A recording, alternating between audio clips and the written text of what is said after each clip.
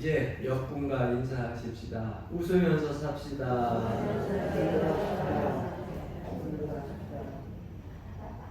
오늘 또 인사 또 하고 싶은 인사가 있어요. 오랫도록 건강하게 삽시다. 네, 감사해요. 우리 교회 장수하는 분들이 많은데 아프지 말고 오랫동안 건강하게 또 이렇게 웃으면서 행복한 남은 생애를 여러분 사시기를 바랍니다. 그리고 이 올 한 해 동안에는 여러분들이 더 기도 많이 하시고 또 여러분들의 자녀들 또 그리고 주변에 있는 여러분들 이웃들에게 복음을 전하여서 우리 빈자리가 더 가득 채워지는 놀라운 부흥의 성장의 역사가 있기를 간절히 기도합니다. 하나님의 기적은 온 백성의 성결 준비로부터 시작이 되는 겁니다. 이스라엘 백성들이 요단강을 이제 앞에 두고 3일 동안을 기다립니다. 그래서 이 여호수아를 읽어보다 보면 왜 이스라엘 백성들을 하나님께서 요단강을 열어서 바로 건너게 하지 않으시고 그 요단강 앞에서 3일 동안 머물게 하셨을까? 여러분, 3일이라고 하는 기간은요, 사실 결코 적지 않은 그러한 날짜입니다. 아브라함이 이삭을 모리아 땅에 있는 이 한 산에 번제로 드리기 위하여서 간 길이 3일 거리예요. 그러니까 3일 거리라고 하는 겁니다. 이 3일의 의미를 우리가 조금 알아야 되는데 이 3일 동안 거리를 걸어가게 하시고 요단강, 가나안 땅 이제 요단강만 건너가게 되면 가나안 땅에 들어가는데 3일 동안 그 요단강 건너가기 전에 그곳에서 머물게 하셔요. 그런데 거기 요단강에 지금 현 상황들을 15절 말씀에 보면은 기록되어져 있거든요. 그러니까 요단강을 이렇게 바라보니까 평상시에는 그렇게 크지 않은 강이에요. 우리가 뭐 넓이로 따지려고 하면은 그냥 잔잔한 물로 흐르는 것이 보통 물이 없을 때는 뭐 길어야 뭐 한 3m 또 그리고 가면서 좀 넓어지는 그러한 데는 한 23m? 그러니까 뭐 여기서 뭐 저하고 장로님 정도, 짧은 데는 그 정도. 그런데 좀 길게는 우리 여기 강남부터 저 교회 마당까지 정도의 넓이. 근데 뭐 깊이도 그렇게 깊지는 않고 무릎에서부터 뭐 허리까지 오는 그러한 물길이 흐르는 그런 강물이에요. 그런데 이스라엘 백성들이 요단강 앞에서 3일 동안 기다릴 때는요, 그때는요 비가 많이 내릴 때예요. 그래서 우기라 그러죠, 우기. 그런데 우기가 돼서 비가 많이 내리게 되면 여러분 다큐멘터리 동물의 왕국 같은 것을 보게 되면 거기에 물이 메마르고 바닥이 쩍쩍쩍 갈라지는 땅에 비가 오기 시작하면 범람하에서 강이 생기는데 그 강이 우리가 생각하는 것 위에 상상만큼 깊고 넓은 강이 되어버려요. 여기에 왜 물이 생길까? 여기에 물이 흐를까? 그런데 우기 때는요 사막에 흐르는 강들이요 어마어마한 무시무시합니다.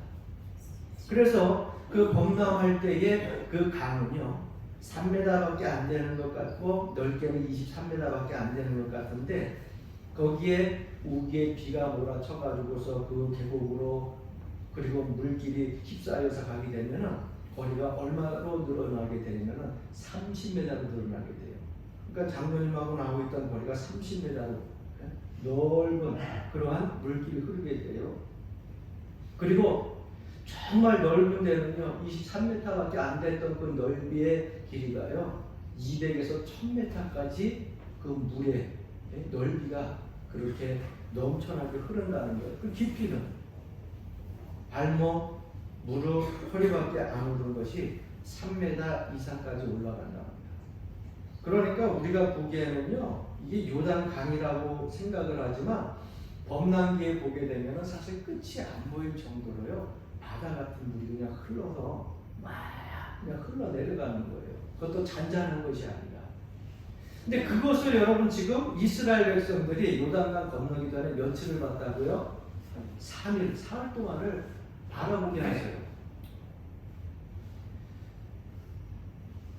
아브라함이 이삭을 하나님 앞에 번제로 드리겠다고 마음에 결단을 하고 바로 그 앞에서 드리면 딱 드리고 나서 딱 뒤돌아서면 그 마음에 그냥 드리고 났으니까 그 다음에 후회해도 소용이 없잖아요. 그런데 3일 동안을 걸어가게 하니까 이 3일 동안에 여러분 어떤 생각이 듭니까? 아침에 내가 결단을 했다가 저녁에 마음이 바뀔 수 있고요. 그 다음에 그날 저녁에 결단을 했다가 하루가 지나게 되면 그 다음날 내 마음이 괜히 그랬나? 괜히 서운했나? 괜히 결단했나? 괜히 이렇게 했나? 마음에 흔들림이 올 수도 있어요. 그러니까 3일 동안이라고 하는 의미는요, 우리가 믿는 사람들에게 어떤 의미로 다가오냐면 하나님께서 말씀하실 때 내가 감정적으로 순간적으로 난 믿음 있는 사람이니까 나 교회의 직분자니까 그래 내가 할 수 있어. 그리고서 순간적인 반응으로 감정적인 반응으로 해야지 아멘 하고서 팍 하는 것이 아니라 한다고 해놓고서 3일 동안 뭐합니까? 신중하게 그 사이에는요 현실적인 이 삶 속의 갈등이 우리의 삶 속에 들어옵니다. 그러니까 이 3일 동안에는 갈등이 생길 수 있고요. 또 내가 삶 속에서 결단한 것들을 하지 못하게 하는 유혹들이 계속해서 3일 동안에 오게 됩니다. 그래서 결단했던 것을 못하고 순종하고자 했던 것들을 포기하는 경우가 많이 있어요. 그런데 아브라함은 현실적인 그러한 상황 속에서도 그리고 유혹 속에서도 하나님을 향한 믿음이 변치 않았다. 그래서 아브라함이 믿음의 조상이에요. 그 이스라엘 백성들도 마찬가지입니다. 요단강을 건너가기 전에 가나안 땅을 이미 이스라엘 백성들에게 주신다고 애굽에서 끌어내셨거든요. 험한 이 광야길을 40년 동안 걷게 하셨거든요. 그리고 나서 이제 요단강을 건너가야 되는데 홍해 건넌 그 시절은 이미 까마득하게 잃어버렸어요. 수십 년 전에 홍해를 건넜으니까 여러분 생각을 해보십시오. 1세대들은 사망을 하고 2세대들이 이제 그 자리에 서가지고서 요단강을 건너가려고 하는데 그때 어렸을 때의 기억에 안 나는 사람도 있을 것이고 광야에서 태어난 사람 홍해 건넌 다음에 난 사람도 있을 거 아니에요. 그러니까 홍해 건널 때 그 기적을 체험하지 못한 자녀들도 있었을 거예요. 근데 그들이 요단강을 건너간다 생각을 했을 때 생각해 보십시오. 무서움이 두려움이 엄습했을 텐데 하나님 가시라고 하면 가야지. 믿음으로 여기까지 왔는데 이제 요단강만 건너면 가나안 땅인데 가야지. 그런 마음을 가지고 있지만 순종해야 된다는 마음을 가지고 있지만 여러분 그 마음의 결단을 실천으로 옮기기란 결코 쉽지 않습니다. 그들은 그 앞에 강물을 보면서 무슨 생각을 했을까요? 우리들의 힘으로는 우리들의 능력으로는 도저히 건널 수 없는 그러한 강이다. 가나안 땅은 우리의 힘으로 들어갈 수 없는 땅이다 라고 하는 것을 느꼈을 거예요. 또 하나는 믿음이 있다고 생각을 하면 믿음이 있는 사람들은 우리가 힘은 없고 능력이 없어서 이 강을 건너 가나안 땅에 들어가지 못하지만은 하나님께서 길을 열어주시면 하나님께서 물길을 막아주시면 능히 가나안 땅을 건너갈 수 있다. 구름 기둥으로 우리를 인도하지 않으셨느냐? 불 기둥으로 우리를 보호하지 않으셨느냐? 그 하나님께서 분명히 이 요단강을 건너갈 어떤 해결 방법을 가지고 우리 인도하실 것이다. 믿음을 가지고 하나님을 의존하는 그런 사람들도 있을 것입니다. 그런데 하나님께서 이스라엘 백성들에게 한 가지 더 명령을 하신 것이 있어요. 3, 4절 말씀에 보게 되면 하나님의 법궤를 놓고서 그들이 두루 진을 치고서 그 다음에 그 언약궤가 갈 때에 백성들이 몇 메타 거리를 두고 그 하나님의 법궤를 따라가라 그랬느냐면 성경에 보니까 2000규빗이에요. 2000규빗이라고 하면은 우리는 2000규빗이라고 하는 이 거리를 대충 계산하기가 쉽지 않죠. 그러나 여러분 선막세나 배울 때 기억나시는 분들 알 겁니다. 한 규빗이 얼마나 그랬어요? 기억나세요? 오래돼서 잘 기억 안 나시죠? 그렇죠. 기억하시는 사람들이 많아서 좋아. 한 규빗은 여러분들이 딱 적으면 요 팔꿈치에서 팔끝까지가 한 규빗이야. 그러니까 한 규빗이라고 하는 것이 몇 센치라 정확하게 얘기할 수는 없어요. 그죠? 왜냐하면 장로님하고 나하고 팔길이 다를 수 있잖아요. 권사님하고 집사님하고 팔길이 약간 다를 수 있잖아. 그죠? 이 팔길이 다른데 보통 우리가 30에서 45cm 정도 생각하면 되겠죠? 그걸 한 규빗이라고 하는 거예요. 2000규빗 하면 어느 정도 나올까요? 그 거리를 대충 따지면 약 900m 정도가 나와요. 그럼 왜 하나님께서 법궤와 백성들의 거리를 900m 이렇게 떨궈놓고 가게 하셨을까? 여러분, 이거는 유대 사람들에게 있어서 지금도 안식일 거리라고 하는 데가 있어요. 그 안식일 거리가 어떠한 거리냐면 감람산에서 예루살렘까지의 거리입니다. 그래서 안식일 날 유대인들은 걸음을 걸어도 감람산에서 예루살렘 그 사이의 거리는 안식일을 범하지 않는 것인데 그 이상을 걸으면 안식일을 범하게 되는 거예요. 그래서 감람산에서 예루살렘까지의 거리를 안식일 거리라고 하는데 여러분 그 거리를 흔히 이야기하기를 보통 우리가 2000규빗 900m 정도를 이야기하고 있어요. 그러니까 유대인이 되면 여러분들 뭐 하루에 뭐 7,000보도 걷고 10,000보도 걷고 뭐 20,000보도 걷는데 안식일 날은 900m 이상 걸으면 안 돼. 유대 사람들은 그렇게 그들이 율법을 지키고 있는 거예요. 그러면서 900m 뒤를 놓고서 그들이 쫓아가게 하는데 이것은 무엇이냐? 하나님보다 앞서지 말라는 거예요. 요단강을 건너갈 때에도 그들의 삶 속에서 무엇을 계획하고서 그들이 실천하려고 할지라도 여러분 하나님보다 앞서지 말라는 거예요. 우리가 신앙생활 할 때 항상 유의해야 될 것이 있어요. 우리의 생각이 하나님보다 앞설 때가 있어요. 행동이 먼저 나올 때가 있어요. 말이 먼저 나올 때가 있어요. 감정이 먼저 나올 때가 있어요. 여러분 하나님보다 앞서면 안 돼요. 하나님보다 앞서서 성공한 사람이 성경에 보니까 한 사람도 없어요. 오늘 이 시대도 이제 아날로그 시대에서 디지털 시대로 변화가 되어진 지 꽤 오래됐잖아요. 여러분 그럼 다 알다시피 잘 만지작거리지는 못하고 조작은 못해도 하나씩 갖고 있는 것이 핸드폰 아니에요. 그런데 여러분 아날로그 시대에 살던 저와 여러분들은요 우리 아이들보다 핸드폰 조작 잘 못해요. 저는 제일 놀라운 게 아이들이 그 자그만 핸드폰을 키보드 게임하듯이 양쪽으로 글씨 써가는 것을 보게 되면 너무너무 놀라운 거예요. 오로지 우리는 독수리 타법이야. 그것도 잘 안 보여가지고 근데 치면은 꼭 시을자 누르면 기역자가 눌러지고 기역자 누르면 시을자가 눌러져가지고 뭐 문자 보내기도 힘들어. 그래서 저쪽에서 뭐 어머머 해가지고 물어와가지고 대답을 해주려고 몇 글자 쓰면 저쪽에서 왜 대답이 안 하냐고 지금 누르고 있는데 근데 막 한 줄 두 줄이 쭉쭉쭉 와요. 이거 뭐 따라갈 수가 없죠. 초등학교 아이들도 그거 갖고 게임을 하는데 아날로그 시대에 살던 우리들은요 이 디지털로 변화되어져 가는 이러한 시대에 쉽게 빠르게 적응하지 못하니까 옛날이 다 편할 때가 있어요. 제가 가끔 전자시계를 보는데 전자시계를 그렇게 보게 되면 시간에 대한 관념이 이게 지금 1시간이 얼마만큼 남은 건지 40분이 얼마나 남은 건지를 잘 이렇게 생각이 안 돼. 그런데 옛날에 아날로그 동그란 시계는 시계바늘 보면 이렇게 가면 50분 나고 이렇게 나면 30분 나고 금방 알잖아요. 그래서 저는 아날로그가 더 사실은 편해요.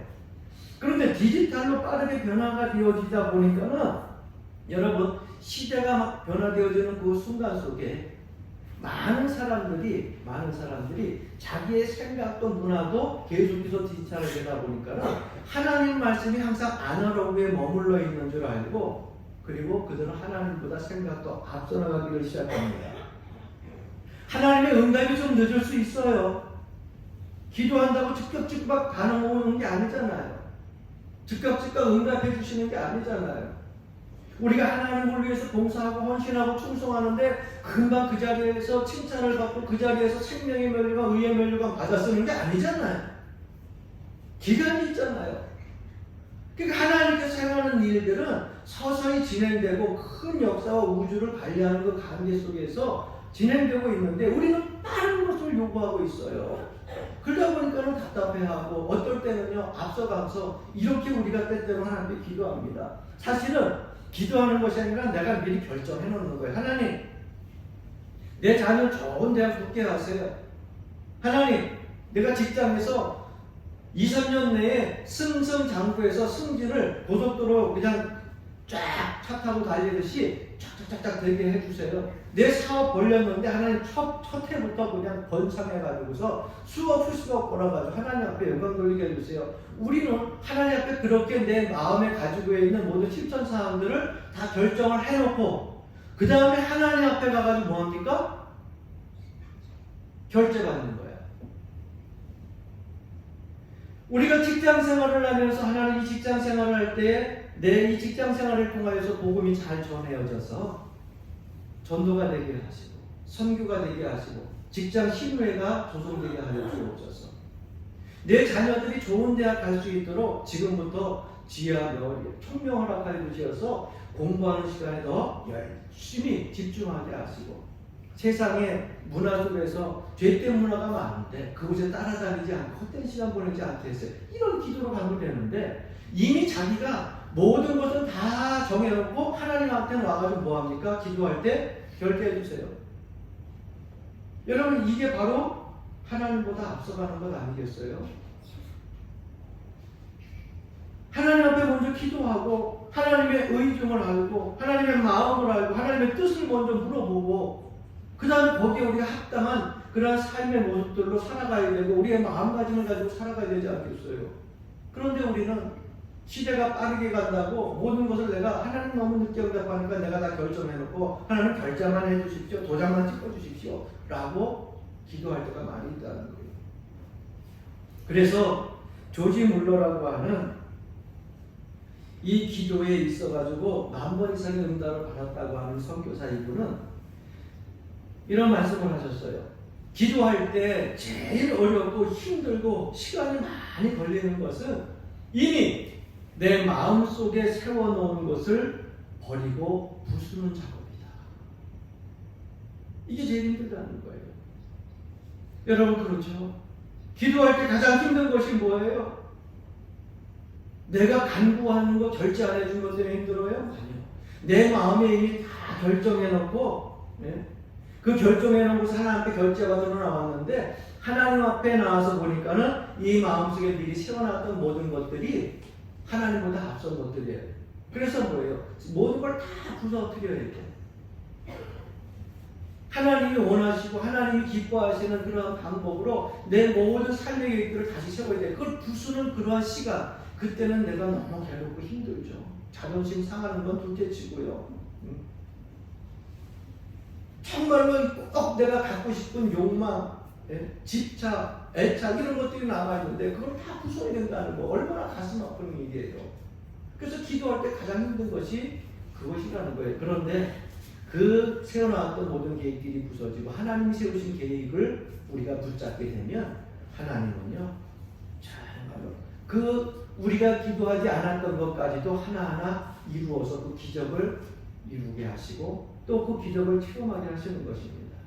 할렐루야. 그래서 하나님께서 이스라엘 백성들 3일 동안에 그곳에 앉아서 두려움 속에 있는데 하나님만을 의지하고 바라볼 수밖에 없는 그 상황에 있는데 하나님께서 군사적인 준비를 시키지 않으셨어요. 광야 생활할 때도 마찬가지였고요. 이스라엘 백성이 가나안 땅에 가면 7 족속을 만나야 되는데 그 7 족속을 만나 싸우려면 어떻게 해야 돼요? 군사적인 준비가 필요할 거 아니에요. 우크라이나와 그 다음에 러시아 전쟁 보세요. 뭐 우리나라는 항상 지금도 휴전 상태잖아요. 휴전 상태예요.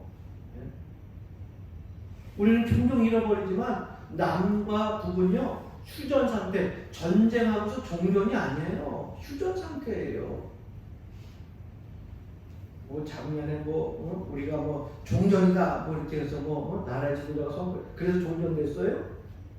여러분 휴전선이 있는데 어떻게 종전이 돼요? 지금도 수시로 우리는 서로 총을 들이대고 있고요. 휴전선을 치고서요 전쟁 준비에 지금 휴식하고 있는 중이란 말이에요.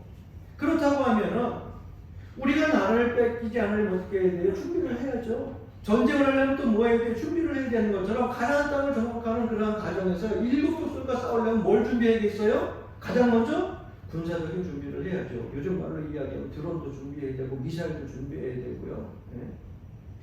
뭐 무인기도 준비해야 되고 여러 가지 무기들을 준비를 하고 훈련을 받아야 돼요. 그런데 하나님께서는 이스라엘 백성들에게 가나안 땅에 들어가는데 군사적인 훈련, 군사적인 준비를 안 시켰어요.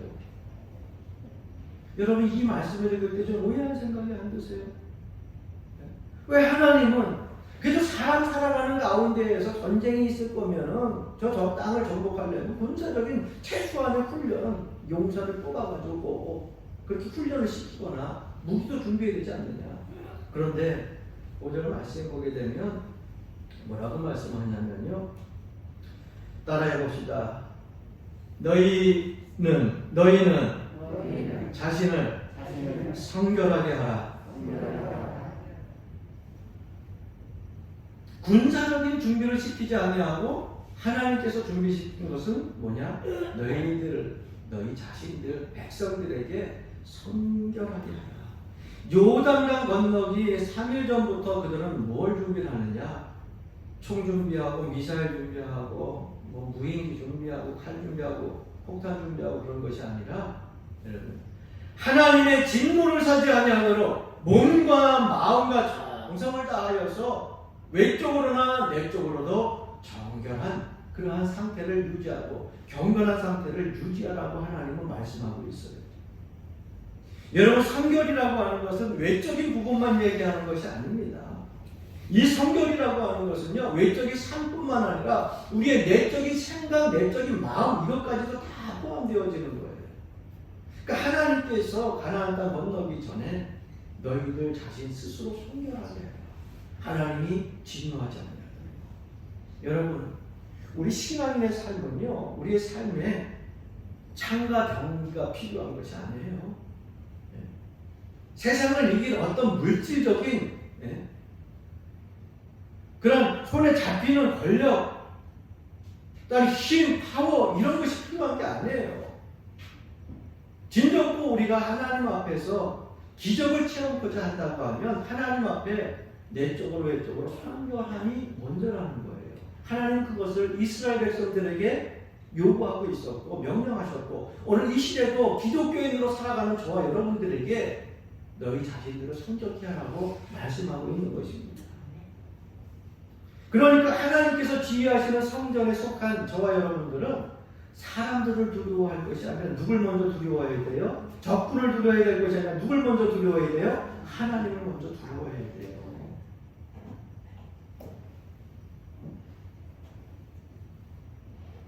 우리의 무기가 아무리 뛰어나도 하나님이 함께 하시지 않으면 승리할 수 없습니다. 강력한 무기를 가지고 모든 전쟁에서 승리할 것 같지만 이 전쟁은 여호와께 속한 것이야.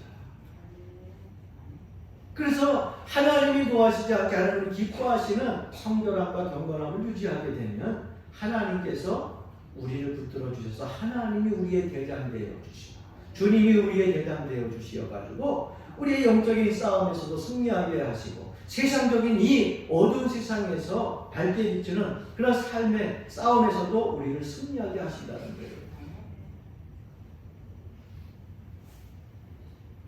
두 번째 하나님의 기적은 솔선수범으로부터 진행됩니다. 먼저 제사장들의 솔선수범을 보세요. 요단강에 제일 먼저 도착했고 그리고 법궤를 메고서 범람하는 요단강 그 강에 백성들 장성한 거대한 그러한 장군들 먼저 들어가가지고 용기 있는 사람 먼저 들어가서 먼저 이 길 건너갈 수 있는지 들어가봐라 그렇게 말씀하지 않았어요. 제사장들이 법궤를 메고 하나님의 법궤를 메고 요단강에 한 발 두 발 들어섭니다. 여러분 홍해와 달라요. 홍해가 갈라질 때는요 모세가 일어나가지고서 하나님의 말씀대로 홍해의 를 가리키고 그리고서 그 홍해가 지팡이로 가리킴으로 인해가지고서 쫙 갈라지잖아요. 그런데 요단강은 어때요? 갈라진 길을 걸어가는 것이 아니라 물이 범람하고 있는 그 길을 지금 누가? 제사장들이 복귀를 하고 한 발, 두 발. 그것이 발목에, 무릎에, 허리에 차오를 때 얼마나 물살이 거세고 두려웠겠어요. 그러나 믿음으로 그들은 그것을 메고 들어갑니다. 여러분, 오늘날 이 시대에 예수를 믿는 지도자들은요, 이와 같아야 돼요. 이건 용기가 아니라 믿음이에요. 여러분들에게 직분 맡겨줬어요. 여러분들 직분 맡겨준 사람들은 목사님만 지도자라고 생각할 것이 아니라 앞으로 속해 맡겨지면 속장님도 지도자가 되는 거예요. 인도자님은 인도자님도 지도자가 되는 거예요. 장로님, 권사님, 집사님 각자 맡은 바에서 다 지도자가 되고, 여러분들도 삶 속에서 가정에 가면 아버지, 어머니, 할머니, 할아버지 다 가정의 지도자로 세워지는 거예요.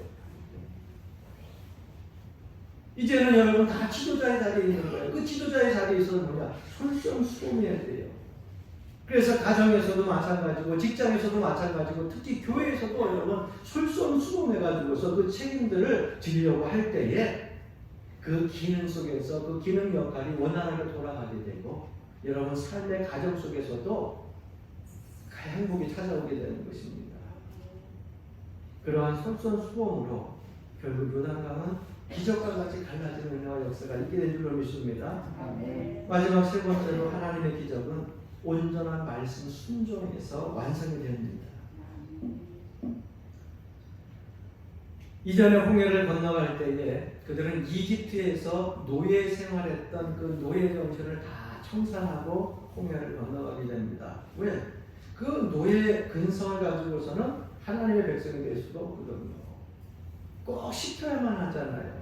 하기 싫어도 사람들의 억압에 이어가지고서 비굴하게 할 수 없이 비겁하게 하는 게 노예 생활 아니에요. 그거 다 청산해야 돼. 이제는 솔선수범해야 돼. 광야를 걸으면서 그들은 광야 시절까 하나님께 얼마나 원망하고 반역했는지 몰라요. 순간순간 반역의 당들이 있었고요. 순간순간 원망하는 그런 수많은 백성들이 하나님 얼마나 원망을 했습니까? 물이 없다 원망하고, 먹을 것이 없다 원망하고, 왜 나변이 이렇게 덥냐 원망하고, 밤에는 왜 이렇게 춥냐 원망하고, 애굽에서 나와 가나안 땅 15일이면 가는데 왜 그것을 40년 동안 돌리냐 원망하고, 매 순간순간 원망했거든요. 그 원망과 반역과 불평의 생활들을 이제는 청산해야 돼요. 그거 청산하지 않으면 요단강을 못 건너가요. 그래서 강을 건너는 날 모세와 함께 했던 하나님 여호수아와 함께하고, 그리고 지도자들과 함께 해가지고 그 하나님의 힘과 능력을 통하여서 이 요단강을 건너가기를 시작하는데, 여러분 하나님 앞에 인정받고 싶으면 하나님 말씀에 귀 기울이고 하나님 말씀에 순종할 수 있기를 주 이름으로 간절히 축원합니다. 이 세상은요, 이제는 자기 피할 시대라고 하는 것이 벌써 수십 년이 지났어요.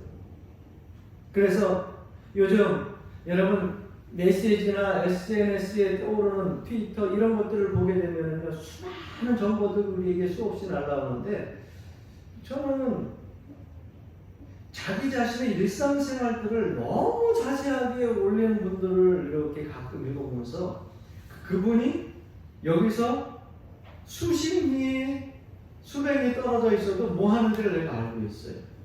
그냥 뭐 이렇게 자서 아침에 일찍 일어나가지고 새벽에 기도를 갔다 오다가 새가 짹짹거리는데 보니까 두 마리가 앉아서 아주 너무 구차분하게 자세한 것까지, 그래가지고 오전에 아이가 아파가지고서 병원을 갔다가 신방을 갔다가 전도를 갔다가 이만큼씩 써놓는데, 그것을 써놔가지고 보게 되면 이런 거를 왜 이렇게 굳이 어떤 복음을 전하려고 하는 것도 아니고, 자기가 오늘 했다고 하는데 결국 뭡니까? 자기를 철저하게 미화시켜가지고 하고 이렇게 행복하게 지냈다, 이렇게 믿음으로 잘 지냈다, 그렇게 이제 하는 것들을 알려놓는 것 같아요.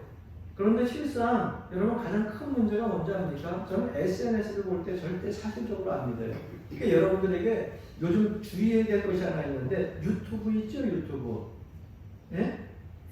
예, 보시는 분들도 아마 적지 않게 꽤 많은데 하나님 말씀 듣고 있는 것은 괜찮은데요. 잘 선별해서 들으셔야 돼요.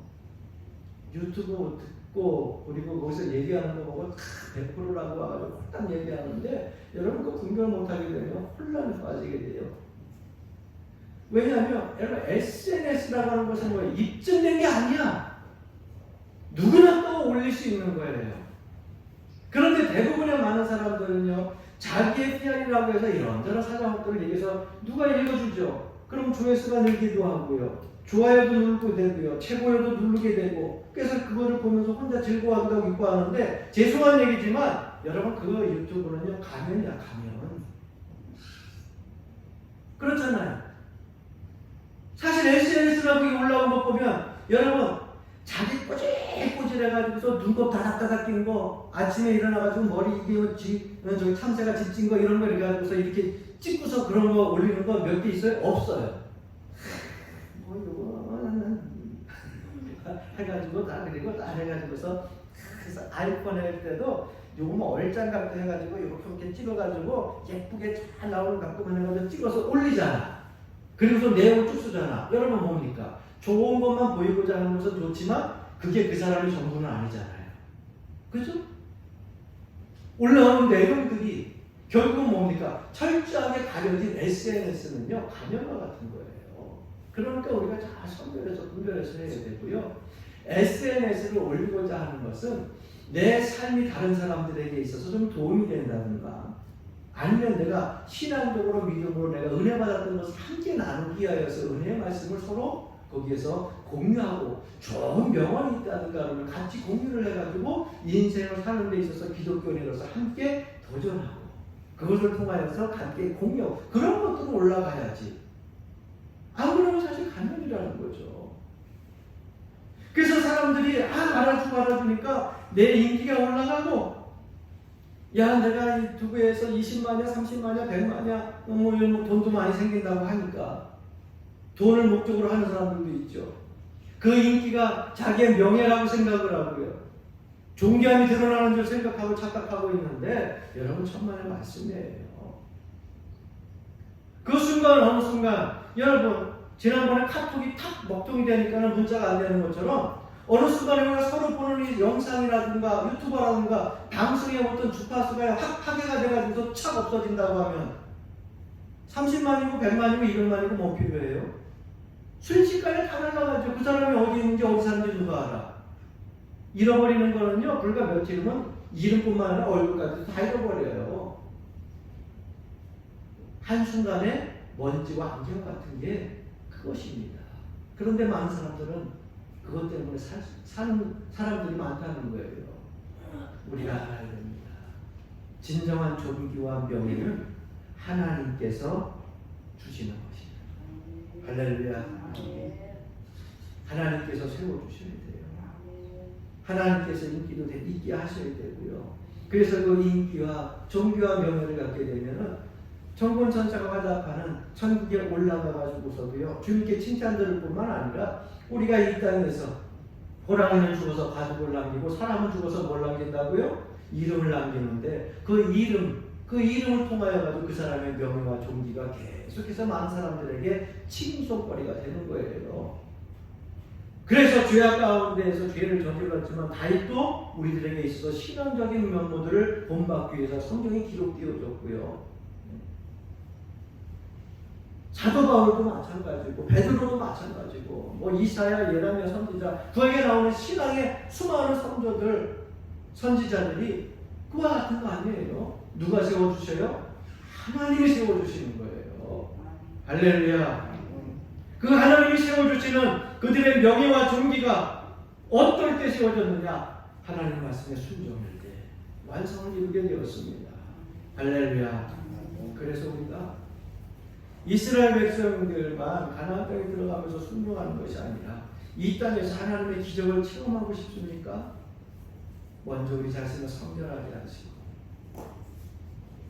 무엇보다도 하나님 말씀에 순종할 수 있기를 바랍니다. 내게 맡겨진 이 직분들 정말 성실하게 솔선수범하여 잘 감당하게 되면 우리는 하나님께서 깊이 사랑하는 기뻐 사랑하는 그러한 사람들이 될 것이고 기적을 체험할 수 있는 주인공들이 될 수 있습니다. 그러므로 사랑하는 성도 여러분, 이 한 해도 여러분들이 이 모든 조건들을 신앙생활에서 잘 갖춰서 기적의 전제 조건을 잘 갖춰서 기적을 여러분들 삶들 속에서 하나님의 능력으로 체험하는 놀라운 은혜와 역사가 있기를 주 이름으로 간절히 축원합니다.